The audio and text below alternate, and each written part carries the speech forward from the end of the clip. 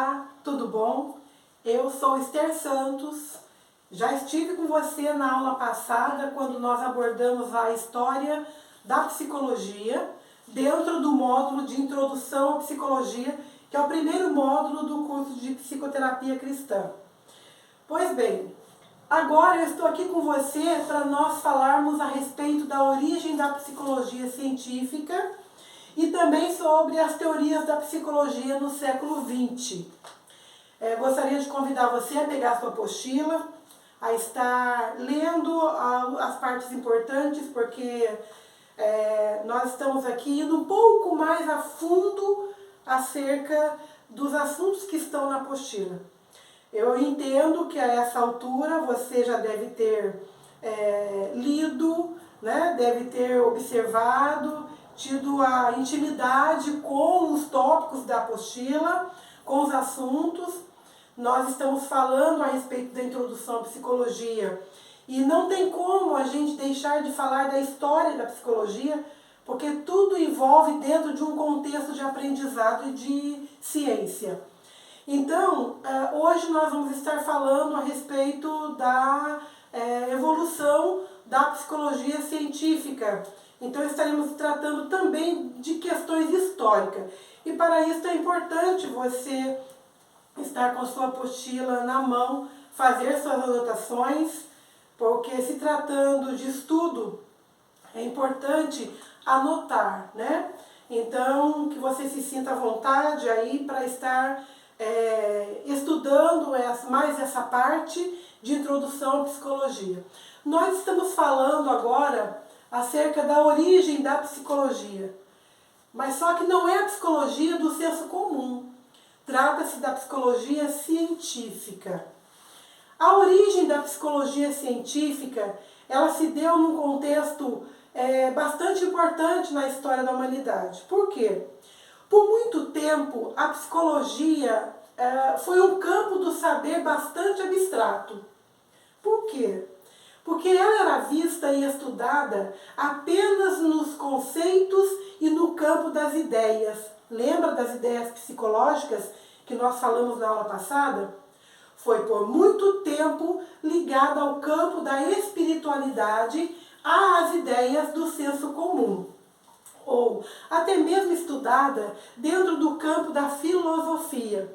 Então aqui, nessa altura da história da psicologia, ela era vista dentro do campo da ciência, mas no aspecto filosófico e no aspecto científico. No século XIX, o desenvolvimento da ciência se deu em um contexto de movimento filosófico e científico. Isto ocorreu sobretudo na França e na Alemanha.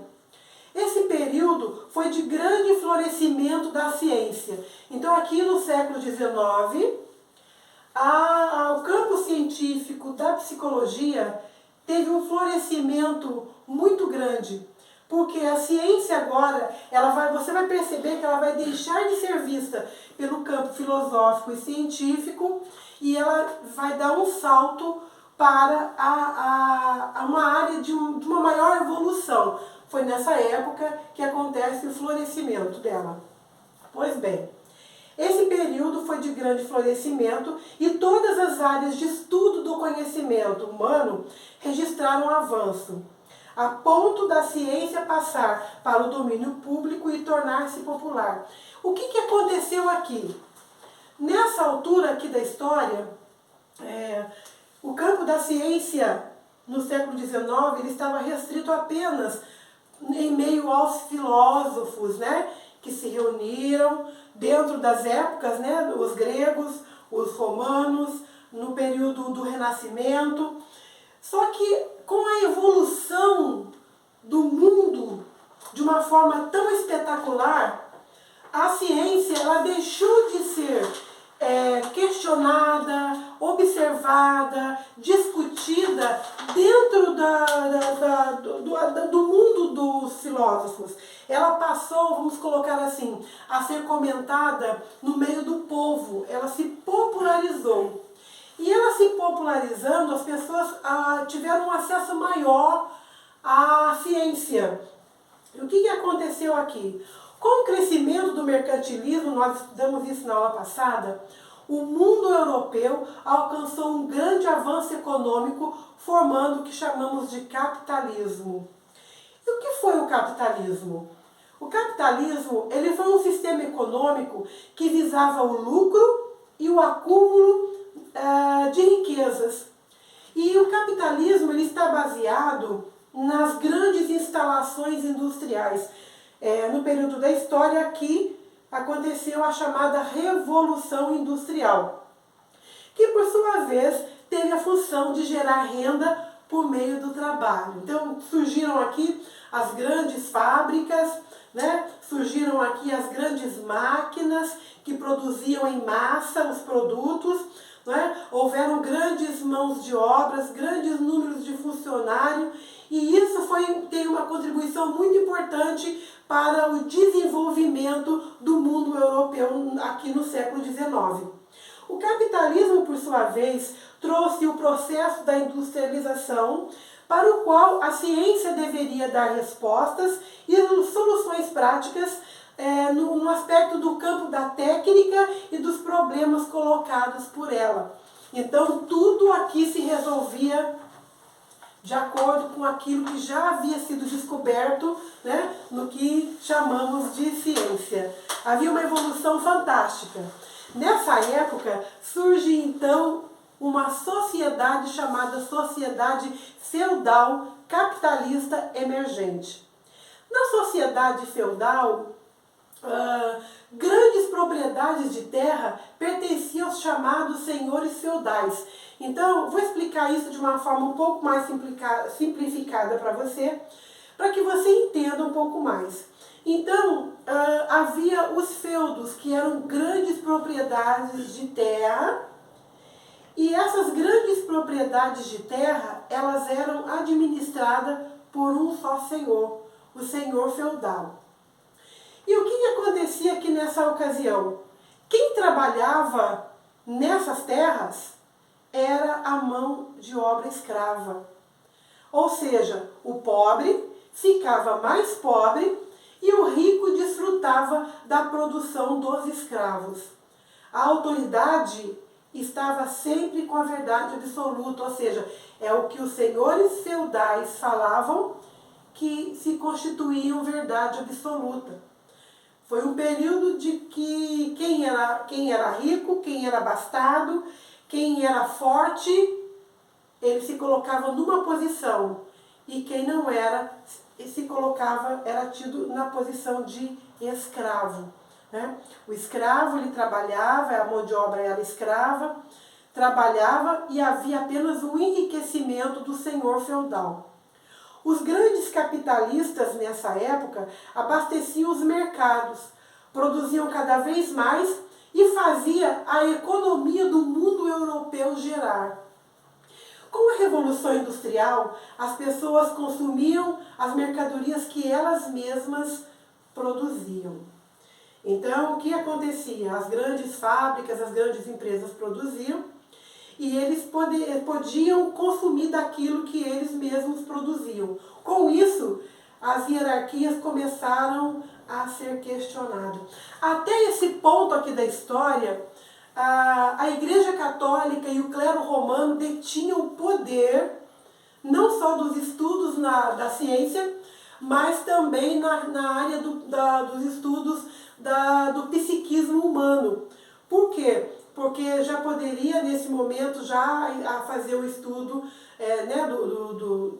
do corpo, do homem, e se questionava muito as questões relacionadas à alma do homem. Com toda essa mudança, professor Esther, por que você está abordando isso?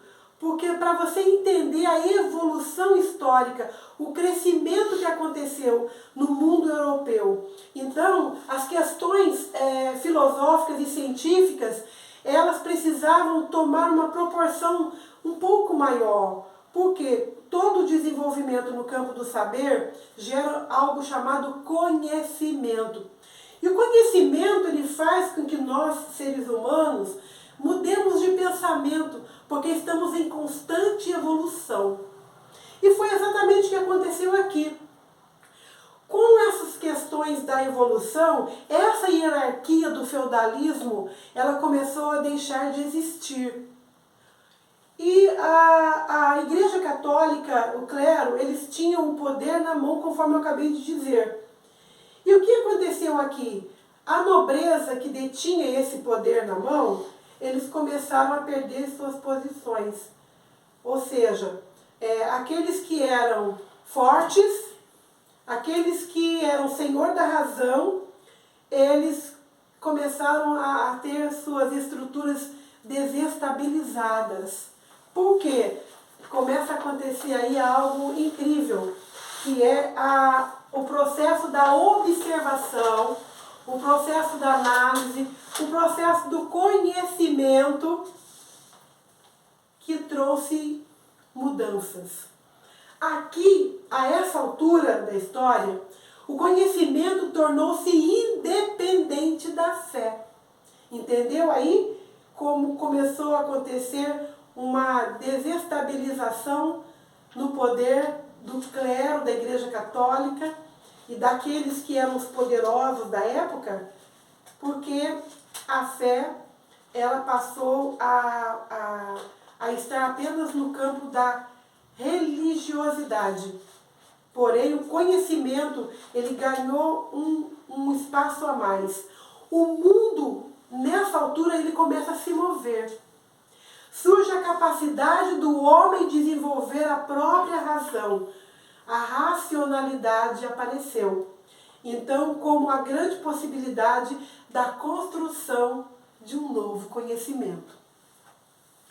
Com a emancipação do homem, surgem as ideias dominantes, os questionamentos da natureza, sua exploração em busca de matérias-primas e, com isso, a construção, o conhecimento como fruto da razão. Busca assim, um método rigoroso que possibilita a observação das coisas. Então, o que acontece aqui? Esse método rigoroso de observação do mundo, de tudo que gira em torno das questões emocionais do homem, do comportamento humano, fez com que contribuísse para a construção de novas formas de produzir conhecimento e que não era mais estabelecido pelos dogmas religiosos e também pela autoridade eclesial. Você está percebendo aí a mudança? Aqui já começa a coisa, começa a tomar uma forma um pouco mais avançada. E o que houve aqui concernente à ciência? A ciência começou a fluir. Sentiu-se a necessidade da ciência, de ter a ciência, de ter uma visão científica de tudo que dizia a respeito à área psicológica do ser humano.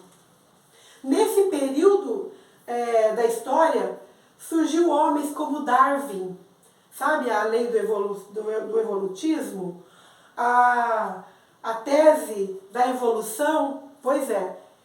E como Darwin, surgiram outros também, né? Você tem aqui na apostila, surgiu homens como Hegel, que demonstra a importância da história para a compreensão do homem, né? O próprio Darwin, o Darwin, ele com sua tese e com sua visão, ele veio jogar por terra o antropocentrismo. O que é isto? O estudo do homem, o homem como centro do mundo. Então, nesse período aqui do século XIX, até essa altura da história, estudava-se o homem e tudo aquilo que gira em torno do homem. A partir dessa teoria da evolução de Darwin, ele vem com a sua teoria da evolução, jogando por terra o homem como centro do mundo. E aí começa-se a questionar a questão da origem do homem na questão da sua evolução. Aqui acontece também o surgimento do positivismo de Augusto Comte. Então a ciência, por fim, ela torna-se uma visão de mundo. A própria filosofia, aqui nessa altura do século XIX, ela é obrigada a se adaptar aos novos tempos.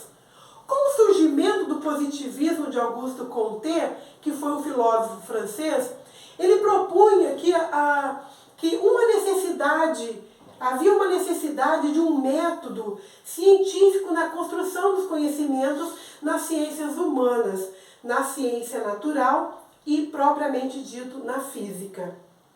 Exatamente nesse período aqui, em meados do século XIX, que os problemas e temas da psicologia passam a ser também investigada pela fisiologia e pela neurofisiologia. Surgem então as teorias sobre o sistema nervoso central. Então aqui já começa o estudo psicológico agora, a área da psicologia, ela já vai sair do campo filosófico e ela vai transcender para o campo da ciência.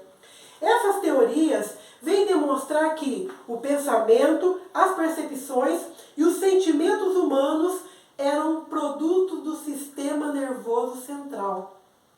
Então o homem já começava a focar exatamente nas questões relacionadas ao sistema nervoso central do próprio ser humano. E é para conhecer o psiquismo humano que é necessário compreender os mecanismos e o funcionamento da máquina de pensar. E que máquina é essa? Às vezes dá um trava-língua aí, mas a gente prossegue. E que máquina do pensar é esta? É o nosso cérebro. Então agora tudo se volta para as questões cerebrais. Assim, a psicologia começa a trilhar os caminhos da fisiologia, da neuroanatomia e da neurofisiologia.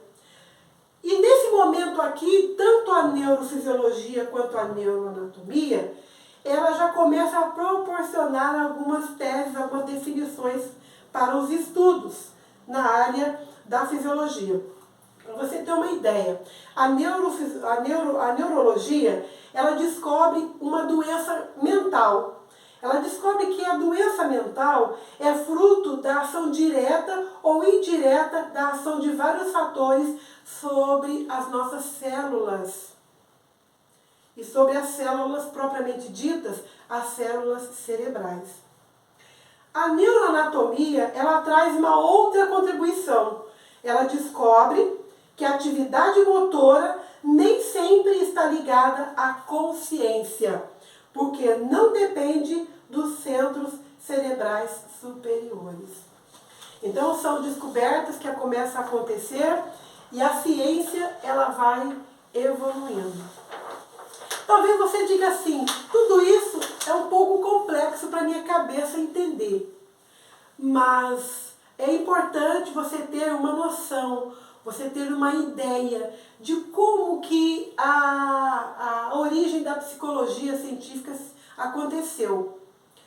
Então, com a evolução da ciência, muitas áreas do campo de saber foram tendo notoriedade. O campo da psicofísica, dentro desse campo, descobriu-se uma lei chamada Lei de Fechner-Weber. Ela estabelece a relação entre estímulo e sensação. Aí já começa não só a estudar os estímulos cerebrais, né? Essa máquina do pensar humano, que é o cérebro, mas começa também já a partir para as questões de sensações, a relação entre o estímulo e entre o estímulo e as sensações que nós, como seres humanos, sentimos. E uma outra contribuição muito importante para o início da psicologia científica é a do médico, filósofo e psicólogo alemão Wundt. Aqui, Wundt ele foi considerado como o pai da psicologia moderna e científica. Porque aqui, nesse momento aqui, do trabalho, do projeto de Wundt, aqui a psicologia ela toma um novo rumo. E o que aconteceu? Wundt ele criou a Universidade de Leipzig, na Alemanha, que foi o primeiro laboratório para realizar experimentos na área da psicofisiologia. Ele é considerado o pai da psicologia moderna ou científica. Wundt desenvolve a concepção do paralelismo psicofísico, ou seja, é uma teoria que afirma que a consciência e os processos nervosos variam independentemente de qualquer relação entre os dois. Então isso para a gente ter uma ideia, para a gente ter uma noção que através desse laboratório que o Wundt criou, né, lá na Alemanha, ele fundou lá na Alemanha, os estudos concernentes aos sistemas que diz respeito à psicologia, né, a forma como o campo do estudo teve uma evolução muito grande. E aqui o berço da psicologia moderna, como nós dissemos aqui, acontece com Wundt quando ele funda o laboratório de experiências. E esse berço da psicologia moderna, que foi na Alemanha, ele fez com que houvesse uma mudança, ele fez com que houvesse um desenvolvimento, ele fez com que novas visões surgissem a respeito da psicologia. Foi nos Estados Unidos que ela encontrou campo para um rápido crescimento.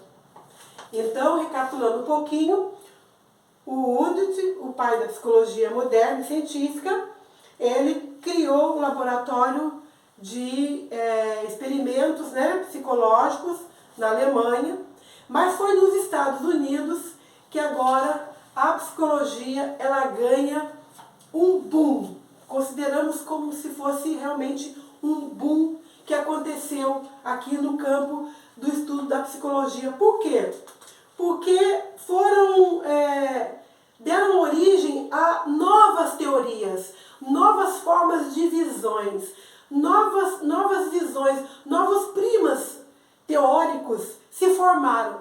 E dentre eles, inclusive nós não vamos entrar aqui a fundo a respeito disso, porque é uma área em que somente as pessoas que vão fazer a faculdade, a graduação de psicologia, elas vão estudar um pouco mais a fundo, porque está muito relacionado com o comportamento, está relacionado com os estudos mentais, a visão que se tem a respeito das abordagens da psicologia. Mas nós não vamos deixar de citar. Por quê? Porque eu quero falar com vocês a respeito das teorias do século XX, tá bom? Então nós vamos apenas citar aqui essas teorias que aconteceram, que surgiram lá nos Estados Unidos, que foram o funcionalismo. Inclusive você tem aqui na apostila escrito um pouquinho mais a respeito dele, eu não vou me deter aqui, mas eu quero me deter aqui com você nas teorias do século XX, apenas para título de conhecimento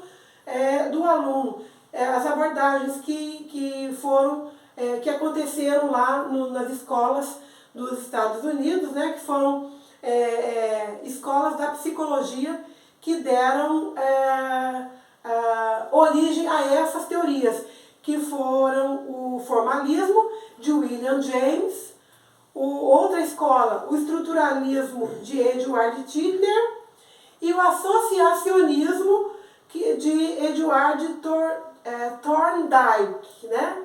Então, o que aconteceu aqui? Surgiram essas escolas, mas logo após, já agora, no século XX, surgiram as teorias da psicologia que são utilizadas até hoje no campo da psicologia, que são, nós vamos aqui abordar as três principais, que é o behaviorismo, Gestalt e psicanálise.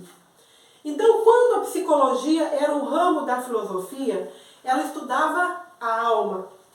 Tudo era centralizado na alma do homem. Tudo girava em torno do psiquismo humano. Ela estava subordinada à filosofia. A partir do século XIX, agora nós não vamos mais estar falando sobre o século XIX, né? Apaga-se aqui o século XIX, porque agora nós vamos estar falando a respeito do século XX, né? Já aqui no século XX é que o estudo da psicologia toma uma forma fantástica, que é o surgimento dessas 3 teorias importantes, e nós vamos estar falando um pouquinho mais a fundo a respeito delas. A partir do século XIX, então, os estudos da psicologia passa-se à especialidade da medicina. Já no século XX, surgiram novas teorias, das quais nós vamos estudar, né? E a primeira teoria que foi criada por John Watson é o behaviorismo. O que foi o behaviorismo? O behaviorismo é uma teoria psicológica que estuda a psicologia através da observação do comportamento humano. Isso é importante você saber, porque atualmente essas técnicas elas são usadas dentro dos consultórios de psicologia, dentro dos consultórios de terapia. O terapeuta ele vai agora observar o comportamento do seu cliente, do seu paciente, para que se chegue a uma análise correta do que está acontecendo, todo o processo mental daquele paciente. Então, essa teoria do behaviorismo, ela é totalmente baseada no comportamento do ser humano. Então, ela é uma área da psicologia que vem através do campo da observação. Observação do comportamento e da comprovação experimental nos estímulos e reações. Então, você é um futuro terapeuta, você vai começar a perceber que vai haver a mudança de comportamento e tudo isso você vai aplicar essa técnica da observação das reações e dos estímulos do seu paciente. O termo behaviorismo, ele vem de behavior, que significa conduta ou comportamento. Tá? É uma área bastante bacana. E aí aqui você já vai fixando isso, tá bom? Fixa, porque são técnicas que você vai aplicar no seu trabalho. E a segunda teoria que é muito utilizada atualmente é a teoria do Gestalt. O Gestalt surgiu na Europa. É uma palavra de origem germânica com uma tradução aproximada de forma ou figura. Dá a entender forma ou figura. A teoria Gestalt é também conhecida como psicologia da Gestalt ou psicologia da boa forma. A Gestalt enfatiza o autoconhecimento, o crescimento pessoal, a compreensão do homem como um todo. Para se compreender cada parte do ser humano, é preciso compreendê-lo como um todo. Então, o terapeuta ele vai fazer uma análise de observação e ele vai entender as partes para entender um todo. A Gestalt leva a pessoa a compreender o que está acontecendo com ela no tempo presente. A psicologia Gestalt ajuda a pessoa a se encontrar. Tá? Ajuda a pessoa a se encontrar. É uma outra área bastante bacana. E a terceira e última teoria que nós vamos falar agora é a teoria da psicanálise. Propriamente dito, uma área que eu amo, que eu gosto muito. A psicanálise nasceu com Freud, na Áustria, a partir da prática médica. Então, Freud ele era um médico e ele começou a estudar e analisar o comportamento das pessoas. A psicanálise é um campo clínico de investigação teórica. E investiga o que, professor? Investiga a psique humana. E ela é uma área, a psicanálise é uma área independente da psicologia. Um dos maiores vínculos da psicanálise é criar um vínculo entre o terapeuta e o paciente, a fim de compreender os processos reprimidos do inconsciente que geram sintomas como a angústia e a ansiedade. Freud recuperou para a psicologia a importância dessa relação de afetividade. Para a psicanálise, o inconsciente é a chave de tudo. Bacana isso, sabe? Porque Existem coisas que acontecem hoje no comportamento humano que é fruto de coisas que aconteceram lá atrás. E onde essas coisas estão? Freud descobriu que muitos comportamentos conscientes são influenciados por forças do inconsciente, como memórias, impulsos e desejos reprimidos. Tudo o que está armazenado em nosso inconsciente afeta as nossas vidas. O modo como pensamos, agimos e expressamos opiniões é resultado de uma memória, de uma crença ou desejo que não está na superfície do nosso psiquismo. A psicanálise busca a causa da infelicidade das pessoas. Trabalha o comportamento presente nos esconderijos dentro do nosso inconsciente. Ela se ocupa em explicar o funcionamento da mente humana, ajudando a tratar distúrbios mentais, neuroses e o comportamento e os sentimentos vividos pelas pessoas. Então, é importante você saber dessas 3 teorias, porque elas serão utilizadas no nosso dia a dia como terapeutas. Então, esta foi mais uma aula acerca da origem da psicologia científica e eu espero que você tenha entendido e foi muito bom estar com você. Até mais!